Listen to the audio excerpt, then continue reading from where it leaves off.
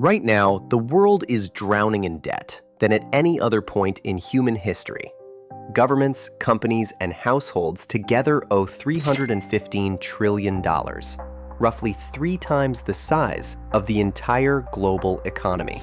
Put another way, nearly 10% of everything produced in the world each year goes just to interest payments.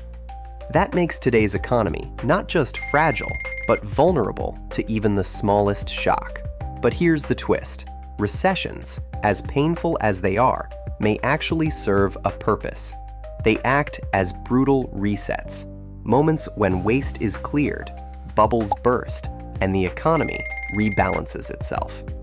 The question is, could the next downturn be the recession we need to have? Or would it spiral into something far worse? To understand why the world feels so fragile right now, we need to look at the debt trap we've created. For decades, modern economies have relied on a simple playbook. Whenever growth slows or a crisis hits, governments and central banks pump money into the system. They cut interest rates, buy up bonds, or hand out stimulus checks. The idea is straightforward. Keep people spending, keep businesses alive, and keep the economy moving until confidence returns. And in the short run, it works. Recessions that might have lasted years instead last months. But there's a catch. While we've mastered the art of stepping on the gas during bad times, we've gotten terrible at hitting the brakes when things are good. Instead of pulling money back out or paying down debts in the boom years, we just keep piling more on. The result is a mountain of borrowing that fuels asset bubbles, props up zombie companies that should have failed long ago, and makes markets dangerously sensitive to shocks. What looks like stability is really fragility, because the more debt we stack onto the system, the more catastrophic even a small slowdown could become. When most people hear the word recession, they think of disaster, job losses, failing businesses, empty wallets. And yes, all of that can be true. But what often gets overlooked is that recessions also play a brutal but necessary role in keeping an economy healthy. Think of it like a forest fire. It's destructive, but it clears away dead wood and brush, making space for stronger trees to grow. In economics, a recession does something similar. It forces unproductive or overvalued businesses, those kept alive by cheap money or investor hype, to collapse, freeing up resources like capital, labor, and talent to flow into areas with genuine potential. We've seen this pattern before. During the dot-com crash in the early 2000s, hundreds of flashy internet startups vanished almost overnight. Painful? Absolutely. But that purge left room for true innovators like Amazon and Google to rise. The 2008 financial crisis, as devastating as it was, had a similar effect, forcing investment away from reckless mortgage speculation and back into industries that actually generated value. Recessions hurt in the moment, but they also act as resets, clearing the slate for stronger, more sustainable growth in the future. Recessions have always been painful, but today they're far more frightening than they used to be. And the reason comes down to debt and fragility. In the past, when economies contracted, the damage was often sharp, but relatively short-lived. Businesses closed, workers lost jobs, and families tightened their belts. But eventually, recovery followed. Today, with more than $315 trillion in global debt, even the smallest downturn threatens to unleash a chain reaction. Here's why. Debt doesn't pause when growth slows. Lenders still expect their payments. Families living paycheck to paycheck can't afford even a short disruption in income. And governments, especially the United States, the single most indebted institution in history, risk defaulting or facing soaring borrowing costs if confidence wavers. This means a recession today isn't just about trimming weak companies. It could take down healthy businesses that suddenly can't refinance loans, young startups cut off from credit, or households that were already stretched thin. It's like trying to prune a tree but using a chainsaw.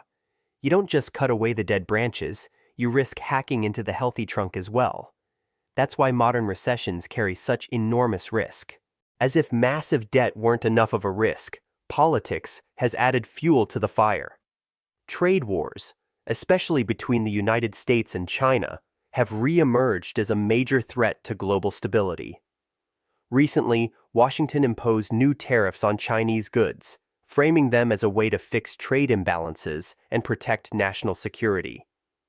Depending on who you ask, this move is either a clever geopolitical strategy or a reckless gamble that could tip the world into recession. The truth is, tariffs aren't just taxes on imports. They're signals, powerful markers that change how businesses and consumers behave.